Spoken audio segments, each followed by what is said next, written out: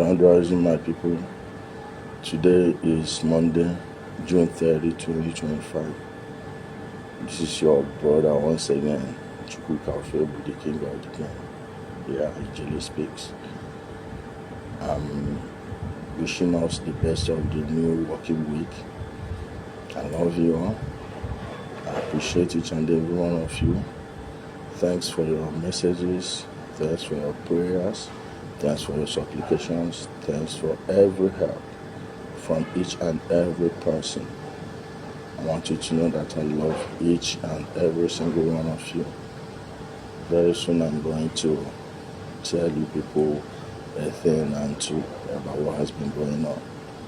Forget everything they've been saying, be it Ebuko, be Hezekiah, or the other people they've been mentioning, the politicians, some mentioned people like, they told me in there, but somewhere saying Bianca Ojukwu, guys, that's always, I'm not going to say what I don't have in me.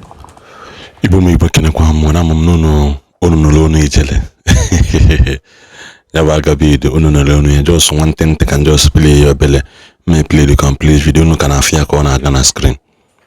Yes, the reason why Njue Patakanku kwa is that now. Fonde na ase ni Ijele echegaliana si me eli ebele si me nkada he has learned his lesson. No, according to this video, only Ijele ku. Also that after having so much reflection and sober reflection, meaning Ogabiga Nanga, that no one do amend the ways of GM, which means now they actually told him the message you have been preaching actually got to him. So, but for his followers, there are some things okay in this video which I'm going to analyze for you now. Osiebukobion Hezekiah. Now, mention no distinct Hezekiah. On no account has Showere ever mentioned Hezekiah. Showere always come for Ebukobi. Zion ministry, Ebukobi, Zion ministry, Yana Deji. Deji Nyanwoke nke lawyer. They on no account have they ever mentioned Hezekiah in their post. Quote it me anywhere. He mentioned Ubeho, Hezekiah there. Mana, Ijele Apatagita mentioned Hezekiah, so which means it was a planned deal all together. It was all a cook-up stories. I keep saying this, so sometimes so when I go on Instagram, I will go there and will comment and I can no more ways you go. Go. Ijele should know you Jafia where are you journey away or didn't they involve in his case. Thirdly, I mentioned my Bianca Ojukwu. Mo hamakwade na okwu anu waluko na ebe Bianca Ojukwu no.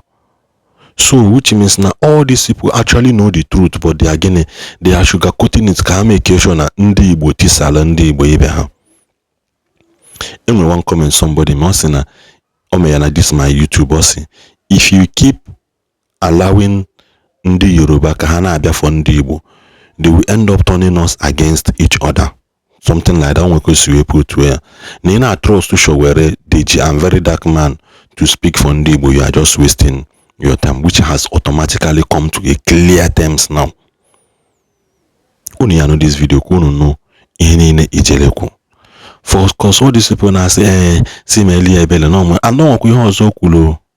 Also after all this reflection, that now, obubu no use Cameroon pepper before. No, you use the carton of Cameroon pepper, carton of Unsoka pepper. I'm going to pronounce all those things. So which means he's going to add that what we saw before is a tips of the iceberg to what is about to come again. My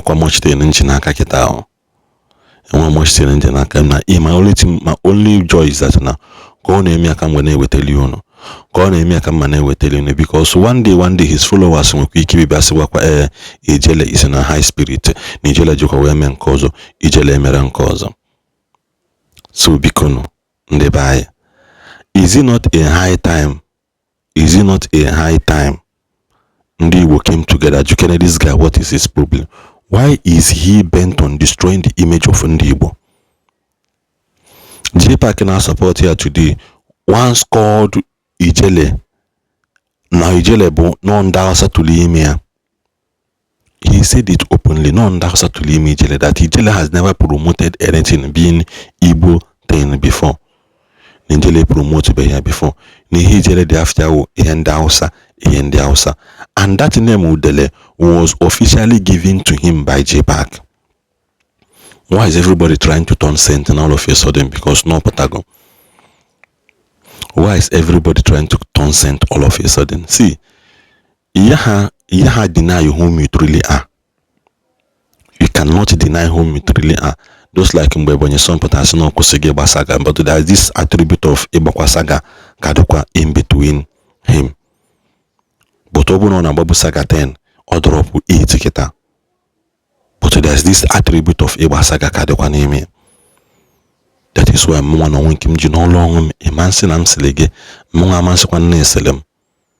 So that can walk and back Yemali Hebulugi, it is very difficult and very heartbreaking na walk na we mamu Hebulugi.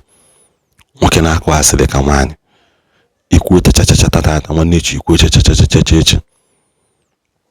Like I said in my channel, I took my time to filter this channel and now we watch there are some things I stopped posting. I filtered this channel because enwele ndị na-ewesali m iwe ma mgbe ndị dibịa bịa ka m promote ba ka ha na-akwụ m ụgwọ I refuse. Ma mgbe ndị ihe dị abịa onwecha some popular bloggers bịa na Facebook ka ha use m onoko na video nke agba onye nke Saga can repost so until this is not my nature. I can't do it. And somebody, one popular person called somebody I know, telling the person to want me to stop posting his video on my channel, that I should go to my channel and delete everything because you bullied me and I replied you. I'm gonna stop going to me post a video again. Go and start up a YouTube and post your video by yourself. Do you think it is easy? You think it is easy to bring up, first of all, bring up a title, and I may use a chat GPT in case you use AI. You bring up a title, you watch that video to the length you can say watch here, multi here from there, then analyze it, do a lot of things. With your data, with your phone, with your timing and everything. So because unene video kabana aruni subscribe one.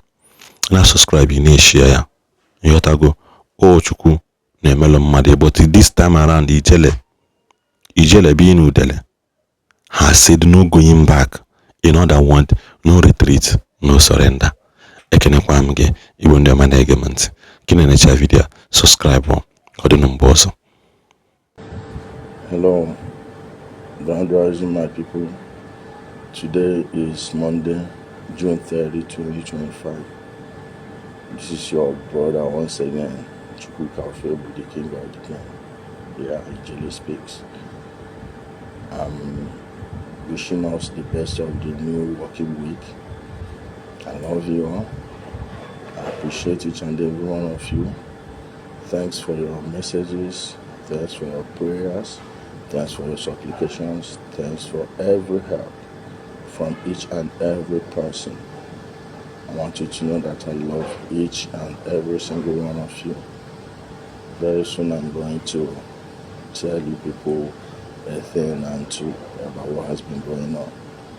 Forget everything they've been saying, be it Ebuko, be Hezekiah, or the other people they've been mentioning, the politicians, some mentioned people, like, they told me, in there, but somewhere saying Bianca Ojukwu, guys, as always, I'm not going to say what I don't have any evidence to back up. Be that as it may, we are going to keep doing what we are doing. We are going to revealing names, and some people have been saying that I should change a thing or two. I've had some time to, take a sober reflection, take stock of what I've done, where I was at the time of the thinking, and what I'm going to do moving forward.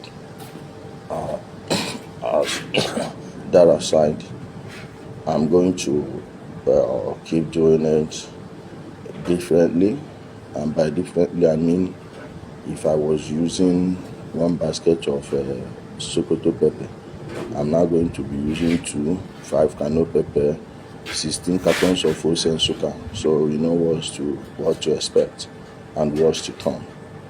I love you all. Wait for me. See you soon.